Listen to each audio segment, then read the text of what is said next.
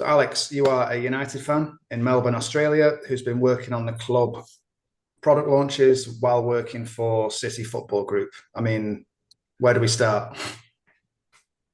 Yeah, like I said, I think being a United fan and then finding out that you have to work on the opposite side, no matter if you're, based in Australia or based in the UK, it doesn't, sit right. It's almost like trying to mix certain sauces on a plate of chips, you're going to try it, but sometimes it might just be a bit confusing to the mind. But yeah, City bought the club that I was a fan of in Australia in the A-League. And I chose that team, Melbourne Heart, because it was red and it connected to my club, United, because it was red.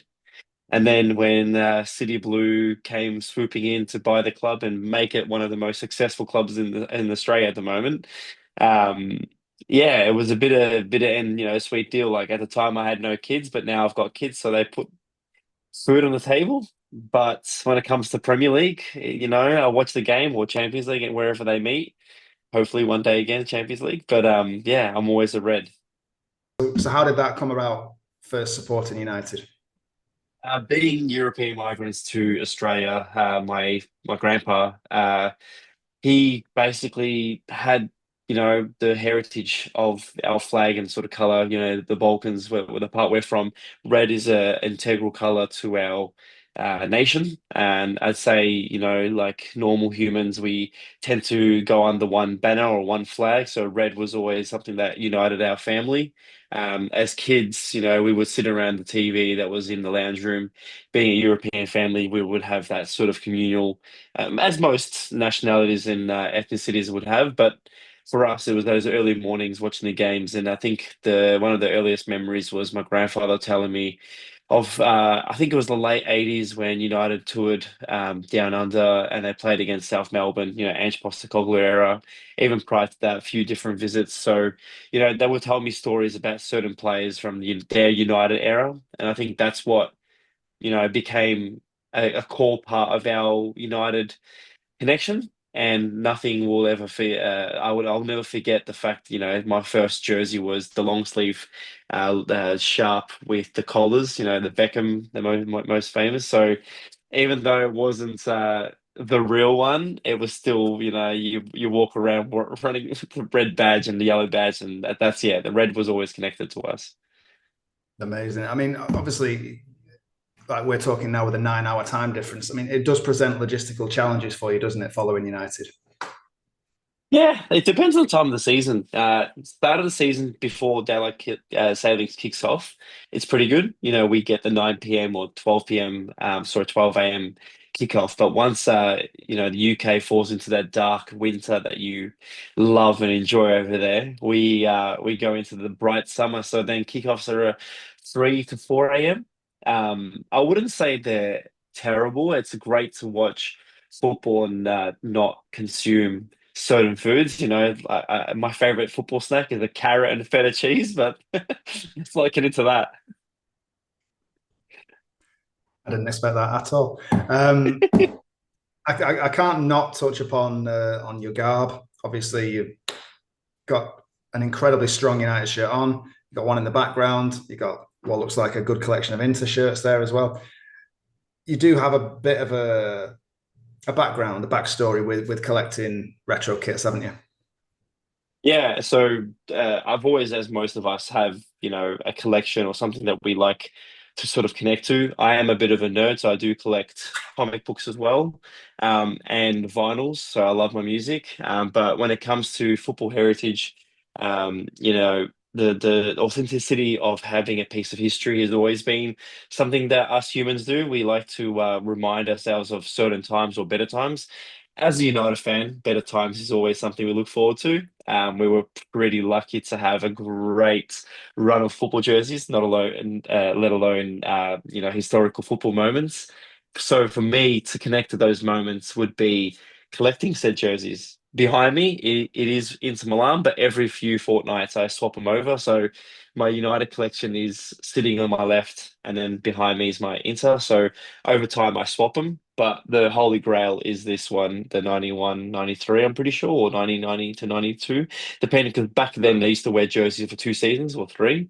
Um, but this one here, even though it's not red, it was my first time of sort of visually representing myself as a United fan. I think that was what I would say when I wear it, I feel most pride and joy just because it's such a unique kit to our club. I love it. It's just it's iconic, isn't it? You know they can try and anyone can try and copy it however many times. You can't touch that one for me.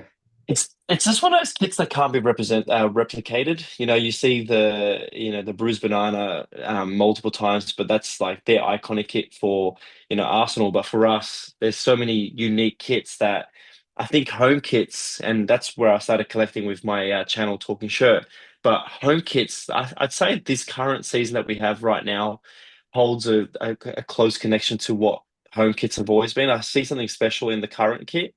But yeah, as a United fan in Australia, it's very hard to collect these kits. So being able to have a piece of history, yeah, it's very unique.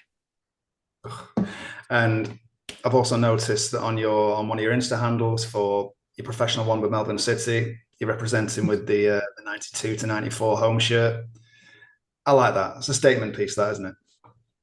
It's funny, like not many people knew that, and the fact that you know that makes me always just look at it and be like, "How did you point that out?" But of course, it's an iconic collar, and that is one of the greatest shirts. I'd say just because you don't see many with drawstrings or shoestrings, the string around the neck there. But yeah, look, I've even got, the classic reversible gold kit, the white kit, and I think they just don't make the jerseys like they used to.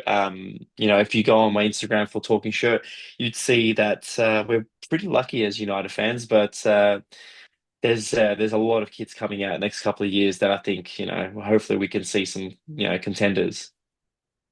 And that seems the ideal way to go into your interactions with the club. So how have you gotten involved with the latest or the last couple of kit launches?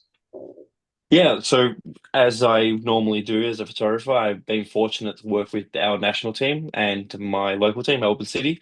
So with all that experience and work, always been a social, Instagram person. One of my first tastes of Instagram was my normal page, which is my travel page, before I got very busy into other areas of photography.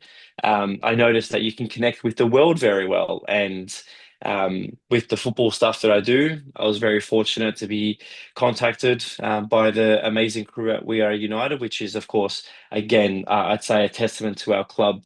As a United fan, to have that connection to the fans and build a community. I don't believe many other clubs have that. Yes, you do have English or, different dialects, or sorry, I'd say language pages, to cater for the needs of fans from different parts of the world. But I'd say as a United fan, We Are United, when they contacted me, you actually feel like you're talking to the club. And when they reached out and sent over home away in third last season, fortunate enough to create some content that was able to live on their socials. And again, this season, so a massive shout out to those, anyone behind the scenes there. And just finally, for you personally, Alex, I mean, as someone who loves football kits, loves photography, loves United, I mean, that it's the hat trick, isn't it? That's the dream gig. Oh, look, the dream gig will always be working at United, but there's a many talented individuals and team that work at Old Trafford and at many of those places, and that's my dream to work over there one day. But I think just to be able to communicate with people like yourself or any other team members that have worked there or do work there currently, it's just a very good testament to know that there are people at the club that look out to the broader, spectrum of the world, that there are people who love the club. Even though I do work for City and, the club over here in Australia, to be able to say that I've, represented in some way, shape or form with United, yeah, it's a testament and definitely a holy grail.